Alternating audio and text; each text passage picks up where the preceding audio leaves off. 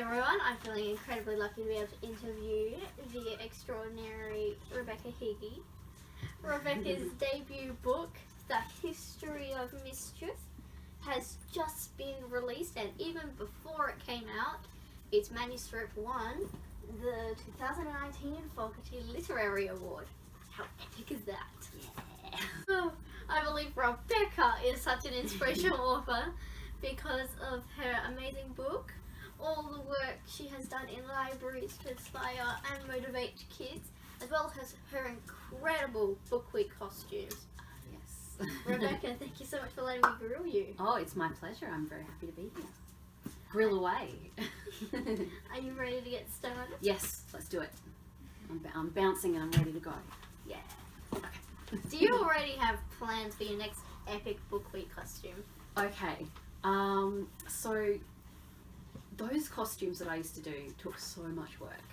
And luckily this year I don't have to think about it because I'm still on maternity leave, so I'm still looking after my little boy and I'm not in the library anymore. But if I was doing book week this year, I would probably do something like, well, first of all I'll say all my costumes had a competition in it. So I would sew in lots of gears and get the kids at school to guess how many gears were in my costume, or I had lots of paper cranes and the kids had to guess, and whoever guessed right would get a big prize pack or something, like a book to pick from my prize cupboard. So I was thinking a cool costume would be Medusa, so you know, with all the snakes. Oh. And so I thought like all these snakes in my hair, all in my clothes, on my feet, like dragging behind me, so like thousands of snakes, and then the kids would have to guess how many snakes were in my costume, and whoever guessed got that book pack. So I thought Medusa would be fun. That sounds so cool. Yeah. I always love Medusa. I know, so yeah, cool, like all the twisted snakes. Yeah, and you can see it, like I was thinking even like through the clothes and yeah, just She everywhere, just just nothing made but of snakes. Yeah, She's just made of snakes. exactly. So I thought that would be a fun one. In the history of mischief, there are different historical events that the protagonists learn about. Yes. Where did the inspiration for the individual histories come from? Okay, so which one do you want to know about? Do you want to pick one that we can pick from the cover maybe? Which one should I talk about? Because they all had different. I was really interested by the salt mines on the dragon. Okay, awesome. Okay, so in 2012, I went to an academic conference in Krakow, Poland, a humour conference, and while I was there, I discovered the salt mines, and so I went to visit this tourist attraction, and I learnt all about this amazing place. You know, there are underground lakes, there were horses down there that used to help mine the salt, and I was just really enchanted by this place that had worked for centuries, and so I was like, okay, I have to put a history here. And then I went to the castle on the hill in Krakow and learnt about the dragon and the myth about the dragon. I just thought dragons and caves and salt's like, and that's what's so fascinating. They used to call it white gold because salt was so precious. It was so expensive. It wasn't something you could just go and buy at the shops. It was something that had to be mined out of the ground, and it was white gold, very expensive. So I was just fascinated by this mysterious underground world, and where people lived for years. Horses lived down there. Once a horse went down in the mine, the horse was not coming out of the mine anymore. So yeah, amazing. So horses lived down there, people lived down there their whole lives. I was fascinated by this really interesting underground world. That sounds really cool. So the horse never got sunlight ever again. No, they were down there. Because can you imagine trying to get a horse out of a mine? Well, I guess it doesn't make sense. But yeah, but you would think so. Like, why wouldn't they come out? But then you think, oh, maybe it's actually really hard to get a horse down there and then get them out. They would have to tie all these harnesses. Yeah, or even just the when I first went to the mine, we descended these stairs, these really kind of worn stairs, and then some kind of stone or salt stairs, and it was just like, oh, can you imagine? You just slip and you could really hurt yourself, or yeah, can you imagine a horse trying to go up and down that? It would be a nightmare. But so yeah, that's where that came from. It was a visit when I was supposed to be being an academic at a conference. Yeah. So There you go.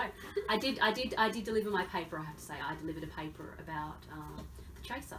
Ooh. So I'm not sure if you remember the Chaser, the satirical team that would go around doing outrageous things. I did a paper and a presentation about them to a very big academic conference. So there you go. Out of all of the wonderful characters in your book, who do you relate to the most? I think when I was a kid, I was definitely more of a Jessie. I was quite grumpy, like Jessie. Jessie gets quite grumpy, but I wasn't nearly as bold or curious as Jessie. I think I was just grumpy, like Jessie. But as an adult, though I did love books, that never stopped. I can't remember a time in my life when I didn't love books. So that's very much like Jessie as well. But I think as an adult, I'm a bit more like Kay in that, and I based a lot of things that her sister Kay does on me. So in the book, she puts earphones in her ears a lot to kind of block out the world. She doesn't want to think about the loss of her parents. She doesn't want to think about the responsibility she has. And that's something I do. I often try and block out the world when I'm not dealing with things very well.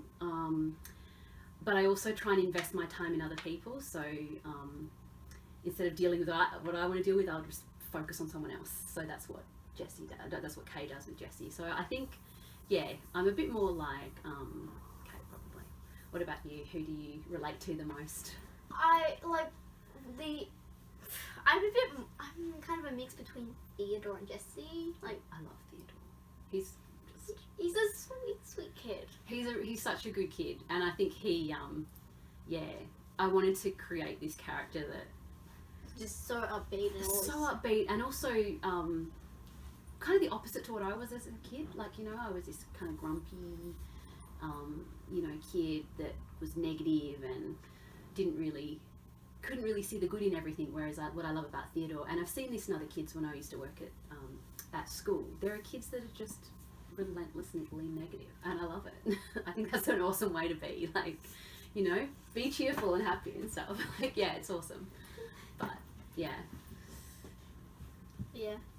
Your manuscript won the 2019 Fogarty Literary Award. It did. Congratulations, by the way. Thank you. How did you feel winning? It's amazing. Okay. In the moment, it was a shock. I remember my heart racing really fast. Before the announcement was made, I remember it was announced that all the shortlisted people, so there were 3 of us, were going to get publishing contracts. We were just going to get published anyway. And so I was like, great. So if I don't win, I don't have to make a speech, but I still get my book published. This is awesome. But then I won and I had to make a speech. So I had to be the centre of attention, which I didn't really like very much, but winning the award was kind of worth it. It was really surreal. The book took me 12 years to write, and after so long, it kind of made me feel like, maybe my story was worthwhile. Maybe someone saw something in the story. So it was like a great gift as well to realise that this story was, someone else liked it, So that was really nice. And it also made me feel grateful because it was a prize that there are now 4 of us who are going to be published from this award, which is so amazing. So many prizes are just given out to that one person. Sometimes prizes don't even give awards out. They're just like, no, this year there was no one good enough. Whereas this prize seems to have found good people and they wanted to champion those people. So yeah, it made me feel good that I could win this award that is finding new voices. So yeah. It's definitely an incredible book. Oh, thank you. Thank you very much. See, I'm getting shy now. I do that. Praise. Scary. I loved the ending. It was so beautiful, but I cannot tell any people watching what it was because I will spoil it. Yep. What was your favourite part to write from Jessie's perspective? Well, funnily enough, it was the very end. The big thing that she does with the history, which I won't spoil, and that was in my head for years. And when I actually wrote it, it was very strange because I'm like, I can't capture what I've always seen in my head, but the actual so that was quite a surreal thing to write, and that was something I loved writing. But the thing I loved about writing from Jessie's perspective, I don't think I could pick a single bit, but I loved when she got grumpy. That was fun to write. I know I keep saying grumpy, but I just loved, she just didn't, put up with any crap. She'd put her foot down, she'd get angry, but she was also just so curious. I loved writing when she was in the state library. Those scenes where she's in the stacks, creeping through the rare book rooms. I loved writing that because I used to work in the state library in the rare book rooms. Yeah, I used to do that job that Kay used to do. So I was in the stock and stack when I was like 19, 20. So that was one of my first jobs. I loved it. I would go and get the books for people. It was such a good job. And so I got to kind of relive that job that I loved by writing Jessie's story and kind of expose that world that I loved. I still remember the smell of the stacks, that kind of off honey smell of the leather decaying. So writing that from Jessie's perspective was a way to introduce it to others. So I loved writing that. And I also loved writing the scenes with Theodore because Theodore kind of captured what I felt was some of the best things about kids, He was just a really nice character to write. So basically everything from Jessie's perspective I enjoyed writing. Sorry, that doesn't answer your question very well, but yeah. I understand that you can't pick. It's so hard to just pick like a favourite thing to write. Yeah. Because it's like your little baby. It's like a book baby. It is very much a book baby. Yes. It's like you create it, and then you publish it. Yeah, and it's kind of scary when you publish it because now I cannot change it. Yeah. There's nothing I can do to that book anymore. It's done. And that's really scary. You must feel the same way. Like, this is out there. That's it. Like, and you're like, oh. Like, yeah, I can't, like, one thing, so I'll tell you one thing I wish I'd changed in that. So the horses in the salt mine, they were in a later period than are in here. So in this book is the 15th century, I think. And the horses don't come into the mine until the 17th century. And I had written something that Jessie found about that, and she's like, well, why are the horses in there in this era but not in this? Like, they come later. And I'd taken that out for space and I didn't put it back in, and I wish I'd put it back in. Like, little things like that. Is there anything that you wish that you'd left in there or you'd changed? Or There were a couple of descriptions which I was convinced to leave out, but I really wanted them in because I'm looking back at my author copy and I'm like, this part, when I'm describing this bookshelf, it just doesn't seem as ancient as I wanted it to be. So I wish I left some of the descriptions that made everything in that castle very ancient back in. Yeah, do you know this book right now is about just over 100,000 words. The first draft was 180,000. Yeah. Now, a lot of that needed to be cut, but maybe some of it would have added to that, like, those little extra details or something. Yeah, really like, nice. Yeah. It's like, this bookshelf just doesn't seem ancient or worn down, Yeah. The bookshelf, it needs to seem more. It was a very special bookshelf to me. Like, the bookshelf is very important. Why am I still talking about You're talking, I mean, you should see my house. People that come to my house, I actually had someone visit once and he looked around, he's like, is this a library? I'm just like, what do you, and I'm like, this isn't even the whole collection. We've got 3 other bookshelves in that room over there. So I can understand your love of bookshelves. And I wish, what would be so fun? I'd love to take you, if one day I'd love to take people on a tour of the State Library to see those rare book rooms. Like those fridges, and all the old books, and yeah, so cool. So yeah, I get your bookshelf love. Yes. It's a necessity. I mean, where else are you going to store your amazing books? Exactly. And like the question is then, like, when people are like, oh, well, I don't have books, and I'm like, the question is, what do you have then?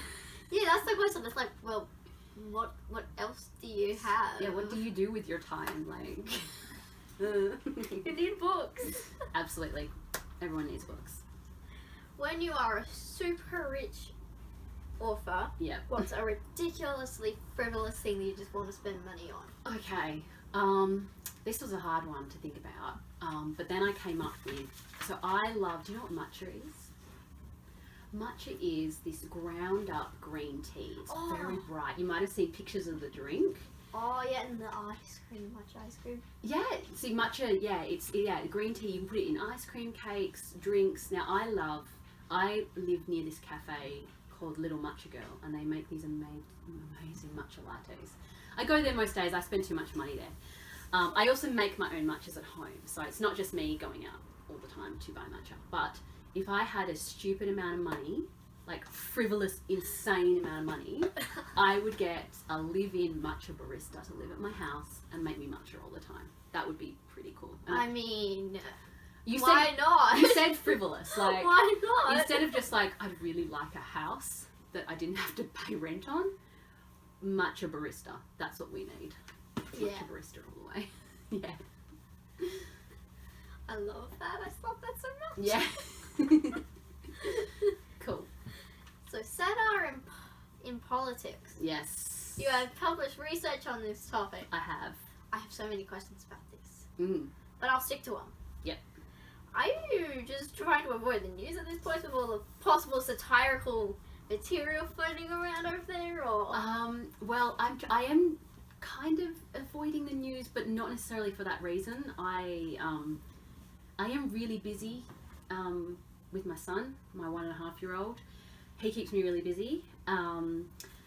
So I don't get to watch, and when I have time, like when he goes to sleep and I have time to myself, I'd rather research and write than look at the news. But when I do look at it, I'm really fascinated by the politicians these days that you kind of can't really satirize. So like a Trump or Boris Johnson, the British Prime Minister, are kind of so ridiculous that you kind of have to ask, how do we satirize things that are so ridiculous? Like how do you, if you look at parodies or satires about Trump, they're not any more ridiculous than him, you know? Yeah, like how I mean, he smears himself when he's talking. Like, yeah, he ridicules himself when he's talking about these. Oh. Well, yeah, and it's kind of baffling to think about. So how do satirists deal with this when they want to make social commentary on what's happening to democracy in America, what's happening with COVID? Like they don't have much to work with because it's already it's there. Yeah, it's already satirical. What I found is, like, if I was to be doing research on that right now, I would probably be looking at online satire. So I love watching satire that's not like the big satirists, the big names on mainstream television, but just regular people making satire themselves. I find that really fascinating. I'm finding that more critical. The satirists, the mainstream satirists, the big ones, especially in America, seem so worn out that they're mainly just doing commentary without satire. They're just saying, this is terrible. And some of the comedy's gone because there's, how do you satirize a figure like Trump, you know? He's already satirizing Trump. Well, yeah, and that's what's funny. How do you make, often satire takes the politician and makes them more ridiculous to try and show how their points of view, their politics, their policy is ridiculous. But if they're already ridiculous, how do you do what do you do? You can't do anything. Just let them be them. Do what they do, and then if they are stopping ridiculous, very highly unlikely, then you satirize them. You go, yeah. So it is interesting to see what satire is doing. If I was still a satire researcher, then I think I'd be having a lot of fun, but also the way I looked at things would have to be different. So, yeah. Now to the speed questions. Ooh, speed round, okay. Alright. What are you writing at the moment? A new novel, mainly in the researching and daydreaming stage. Yes. Great. I look forward to this stuff. Oh, it could be years. I still look forward to it. Good. What is your favourite ice cream flavour? Cookie dough. Cookie dough. Yes. Yes. I've never had them, but it sounds so good. Oh, so good. Yes. Which book character do you or have you had a crush on? When I was 13, I loved Professor Lupin from Harry Potter. I love Professor Lupin. I mean, he is such a good character. He was such a good character. Yeah. Who is your favourite or most inspirational author? I don't tend to like authors so much as I love books, but if I was to pick one, I'd say there's a Spanish author called Carlos Ruiz Zafón. He wrote a book called Shadow of the Wind, which was a bestseller. He's great, yeah. That sounds so cool. It's so good. I might need to check it out. He's all about, he loves books as well. He writes books about books, so awesome. Yeah. What was your worst subject in school? Languages other than English, believe it or not. Yeah. I was not good at French, German, nothing. I was terrible. English for me. I'm not good at languages. Do you prefer reading ebooks or hard books? Hard books all the way. Yes. Get ebooks in the bin. Yeah. It's like when you go to the library, you're like, I can't find this book, and they're like, oh, it's an ebook, and I'm like, Well, then I'm not reading it. Yep. Yeah, I'm done. I'm just won't. I'll go to a bookstore, I'll track it down. Bye. Bye. Interlibrary loan. I'm going to request this. Give me the hard copy. Yes. What is the weirdest place or thing you've got inspiration for writing from? Okay, my parents' will and a tree that looked like a woman. There you go. We have a tree that looks like legs coming out of the ground. So people put like pants and boots on it. Really? That's so it so looks cool. Yeah, they're like little belts. And we dress it up, and then they dress it up every time of the year. It's really hilarious. Oh, that's so cool. I love it. So I'm always getting ideas when we try. Yeah, see, you get inspiration from anything. Exactly. Yeah. I mean, trees. They look like so many things. Exactly. Do you remember the first book you ever read, or if not, your favourite childhood book that you just loved to read non-stop? Childhood book would have been, I loved Baba the Elephant, and I loved The Wishing Chair. So those Oh, are all this mine. is so sweet. Yeah, Baba was very sweet as well. Yeah. Do you remember the... Oh, wait, that's the same question. What do you think is your biggest achievement so far in life? My son, and but just the everyday act of being a mum. That's my biggest achievement. Oh, that's Yeah. so sweet. Do you have any advice to share with young writers? I would say, write the book you want to tell. Write the story you want to tell. Not what you think other people want to hear. Beautiful advice. Okay. Thank you. Thanks for letting me interview you. It was an absolute pleasure. Thank you for having me here to the studio. Make sure to follow Rebecca Higgie on her social media so we can share her Everywhere. incredible book.